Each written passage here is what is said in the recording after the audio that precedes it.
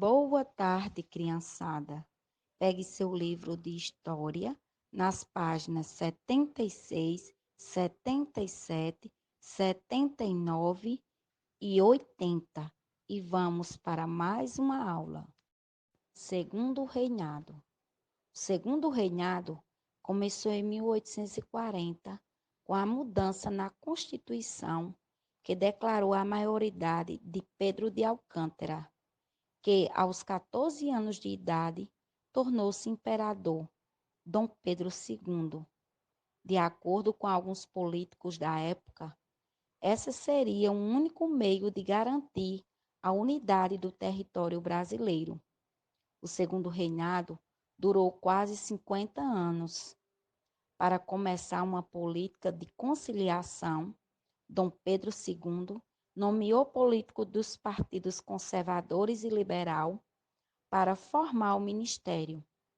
Nesse período, aconteceu as revoltas liberais nas províncias de São Paulo e Minas Gerais, que foram vencidas por tropas comandadas por Luiz Alves de Lima e Silvia.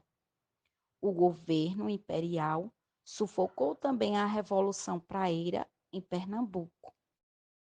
Durante o Segundo Reinado, o Brasil progrediu bastante e passou por importantes transformações, a saber, surgimento das indústrias, construção de estradas de ferro, instalação de usinas, criação de estaleiros para construir navios, modernização dos meios de comunicação e transporte, desenvolvimento dos correios, melhoramento dos portos, criação de várias escolas, iluminação a gás da cidade do Rio de Janeiro, instalação de um cabo telégrafo submarino ligando o Brasil à Europa e desenvolvimento da agricultura, principalmente do cultivo do café.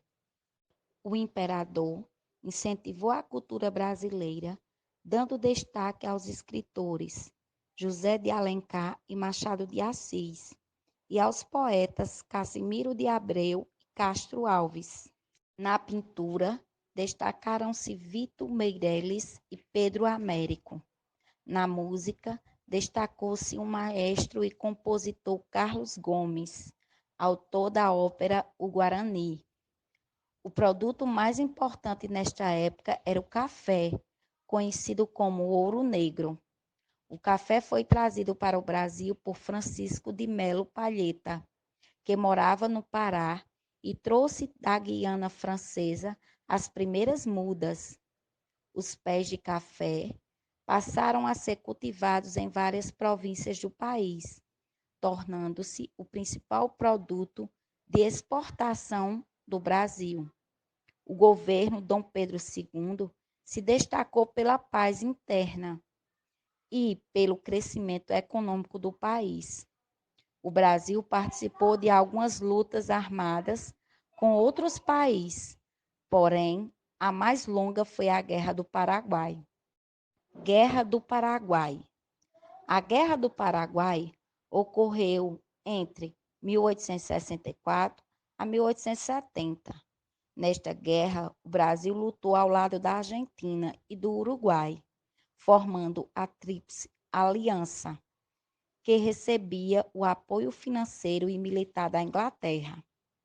O Paraguai, governado por Francisco Solano Lopes, era um país desenvolvido e independente das nações europeias. Seu objetivo era obter uma saída para o Oceano Atlântico, para ampliar seu comércio marítimo.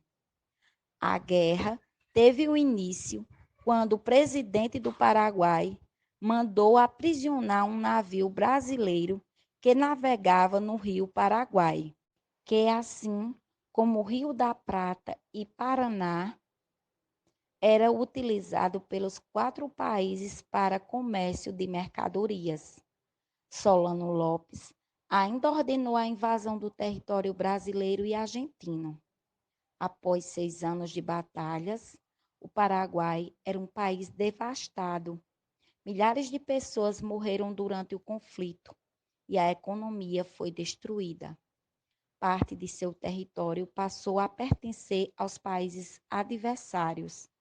No Brasil, o governo imperial contraiu uma nova dívida com a Inglaterra, pois uma grande quantia em dinheiro foi gasta com a guerra.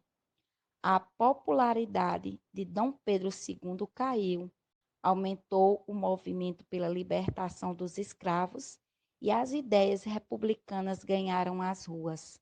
O caminho para a República já começava a ser desenhado. Abolição da escravatura.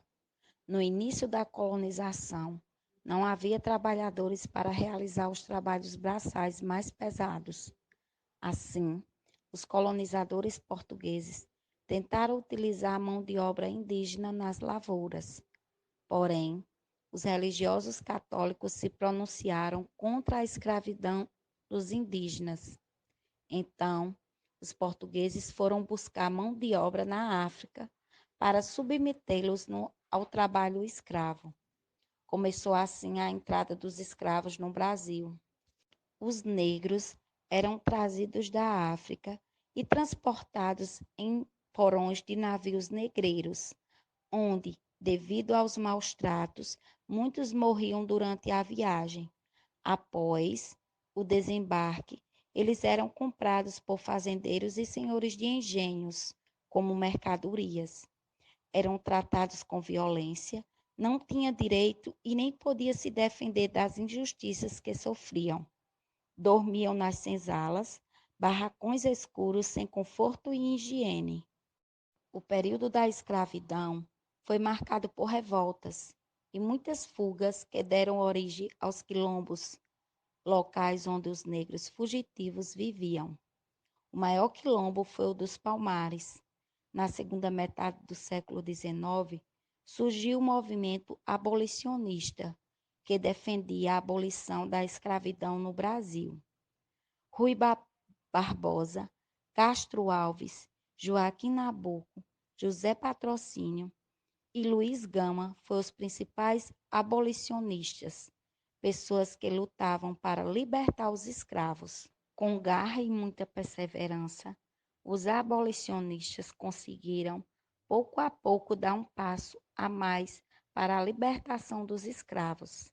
A Inglaterra também teve sua parcela de contribuição para a libertação dos escravos, não por bondade, mas por interesse próprio.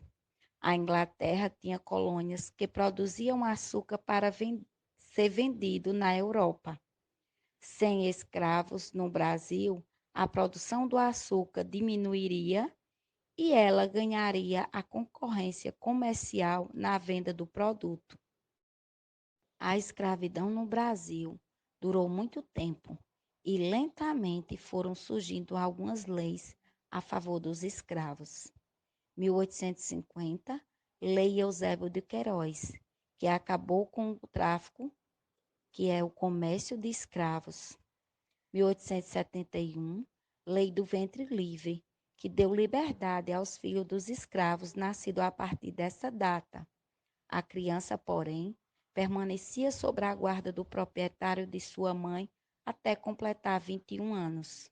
1885, Lei dos Sexagenários, ou Saraiva, libertava todos os escravos com mais de 65 anos de idade.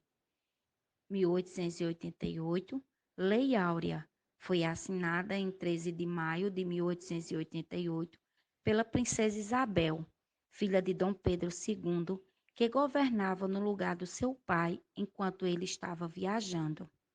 Aboliu definitivamente a escravidão no Brasil.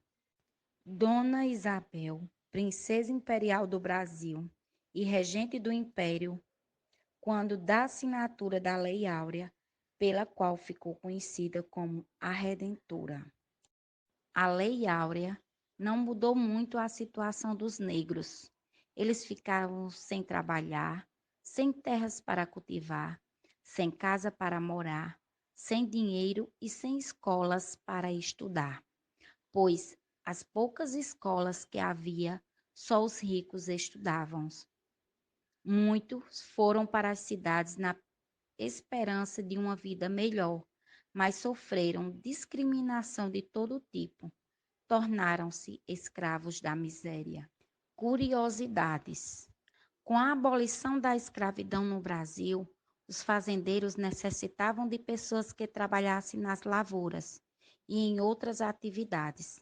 Assim, o país recebeu um grande número de imigrantes, mão de obra assalariada, vinda de outros países, que muitos influenciavam a cultura brasileira.